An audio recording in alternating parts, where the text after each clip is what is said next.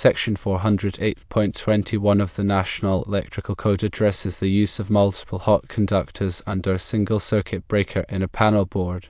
Specifically, National Electrical Code Section 408.21b states that conductors connected to the same bus or terminal bar of a panel board shall be grouped together and protected by one overcurrent device.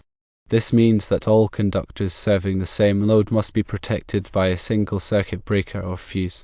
If there are two hot conductors under one circuit breaker in a panel board, but these conductors serve two different loads, this is a violation of National Electrical Code Section 408.21b. Each load must be protected by its own individual overcurrent device. This is important to ensure that if one load malfunctions, it does not cause the other load to be interrupted. National Electrical Code Section 408.3b also addresses this issue, stating that where a circuit breaker is used as an overcurrent device for more than one conductor, it shall be marked to indicate the maximum number of conductors that shall be connected to the device.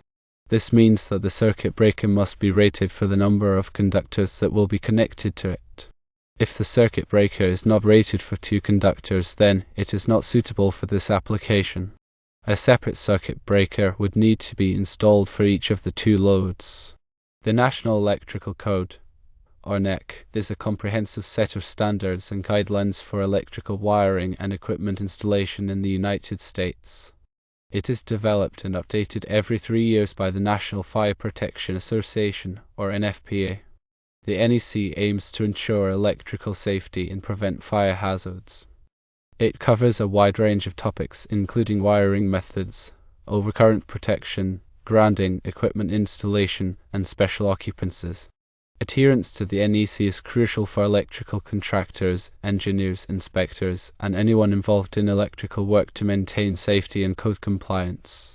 The NEC is organized into chapters, articles, and sections, each addressing specific aspects of electrical installations. Understanding the structure and content of the NEC is essential for navigating the code and finding the relevant requirements for a particular situation. Firstly, Chapter 1 of the NEC provides general information, definitions, and rules that apply throughout the code. It covers topics such as scope, purpose, definitions, and general requirements for electrical installations. Secondly, Chapter 2 focuses on wiring and protection. This chapter covers wiring methods, conductor requirements, overcurrent protection, grounding, and bonding. Thirdly, Chapter 3 addresses wiring methods and materials. This chapter details the types of wiring methods permitted by the NEC, such as conduit, cable, and raceways. It also specifies the requirements for conductors, boxes, fittings, and other wiring materials. Fourthly, Chapter 4 covers equipment for general use. This chapter addresses the installation and requirements for various types of electrical equipment, including switches, receptacles, lighting fixtures, appliances, and motors. Fifthly, Chapter 5 focuses on special occupancies. This chapter provides additional requirements for electrical installations in specific locations such as hazardous locations, healthcare facilities, and recreational vehicles. Sixthly, Chapter 6 covers special equipment. This chapter addresses the installation and requirements for specific types of electrical equipment, such as electric signs, elevators, and welders. Seventhly, Chapter 7 focuses on special conditions. This chapter provides additional requirements for electrical installations under specific conditions, such as emergency systems, fire alarms, and communication systems. Eighthly, Chapter 8 covers communication systems. This chapter addresses the installation and requirements for communication systems such as telephone, data, and cable television systems. Ninthly, Chapter 9 contains tables and examples. This chapter provides tables and examples to assist in applying the NEC requirements. Overcurrent protection is a critical aspect of electrical safety, and the NEC provides detailed requirements for overcurrent devices, such as circuit breakers and fuses.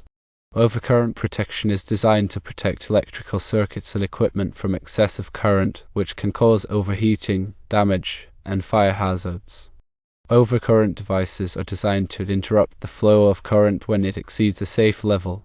Circuit breakers are automatic switches that trip and interrupt the circuit when an overcurrent condition occurs. Fuses are one-time devices that melt and break the circuit when an overcurrent condition occurs. The NEC specifies the types and ratings of overcurrent devices that are required for different types of circuits and equipment. The rating of an overcurrent device must be matched to the ampacity of the conductors it protects. The ampacity of a conductor is the maximum current that the conductor can carry safely without exceeding its temperature rating.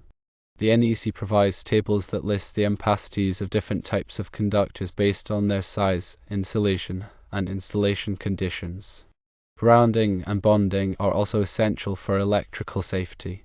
Grounding provides a low impedance path for fault current to flow back to the source, which helps to trip the overcurrent device and clear the fault.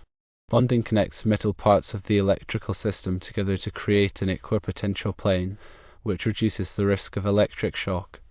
The NEC specifies the requirements for grounding and bonding, including the types of grounding electrodes, grounding conductors, and bonding jumpers that are required. Wiring methods refer to the ways in which electrical conductors are installed and protected. The NEC recognizes various wiring methods, including conduit, cable, and raceways. Conduit is a rigid or flexible metal or plastic tubing that is used to enclose and protect electrical conductors. Cable is an assembly of two or more insulated conductors enclosed in a protective jacket. Raceways are enclosed channels that are designed to hold and protect electrical conductors. The NEC specifies the types of wiring methods that are permitted for different applications, depending on the environment and the type of occupancy. Equipment installation is another important aspect of electrical safety. The NEC provides detailed requirements for the installation of various types of electrical equipment, including switches, receptacles, lighting fixtures, appliances, and motors. The requirements address issues such as mounting, wiring connections, and clearances. Special occupancies such as hazardous locations and healthcare facilities have additional requirements due to the increased risk of electrical hazards. Hazardous locations are areas where flammable gases, vapors, or dusts are present. Healthcare facilities have special requirements to protect patients and staff from electrical shock. The NEC provides specific requirements for electrical installations in these types of occupancies. Special equipment, such as electric signs and elevators, also have additional requirements. Electric signs require special wiring and overcurrent protection. Elevators require emergency power and safety circuits. The NEC provides specific requirements for electrical installations for these types of equipment. Special conditions, such as emergency systems and fire alarms, also require additional considerations. Emergency systems provide power to essential loads during a power outage. Fire alarms detect and alert occupants to a fire. The NEC provides specific requirements for electrical installations for these types of systems. Communication systems, such as telephone, data, and cable television systems, also have specific requirements. These systems require proper grounding and bonding to prevent interference and ensure safety. Tables and examples are provided in the NEC to assist in applying the code requirements. These tables provide information such as conductor ampacities, conduit fill requirements, and grounding electrode sizes. Examples are provided to illustrate how to apply the code requirements in specific situations. In addition to the NEC, other standards and regulations may apply to electrical installations. These may include local building codes, state regulations, and industry standards. It is important to be aware of all applicable requirements when designing and installing electrical systems. Electrical contractors, engineers, and inspectors play a crucial role in ensuring electrical safety and code compliance. Electrical contractors are responsible for installing electrical systems according to the NEC and other applicable requirements. Electrical engineers design electrical systems that meet the NEC and other applicable requirements. Electrical inspectors inspect electrical installations to ensure that they comply with the NEC and other applicable requirements. Continuing education and training are essential for electrical professionals to stay up to date on the latest changes to the NEC and other industry standards. The NEC is updated every 3 years, and it is important to be aware of the latest changes to ensure code compliance. The NEC is a complex and comprehensive document, and it takes time and effort to become familiar with its requirements. However, by studying the NEC and seeking guidance from experienced professionals, it is possible to gain a thorough understanding of electrical safety and code compliance. In the context of the specific question, it is important to reiterate the key points regarding multiple conductors under a single circuit breaker. National Electrical Code Section 408.21b prohibits connecting multiple conductors serving different loads to the same overcurrent device. Each load must have its own individual overcurrent protection. National Electrical Code Section 408.3b requires that circuit breakers used for more than one conductor must be marked to indicate the maximum number of conductors allowed.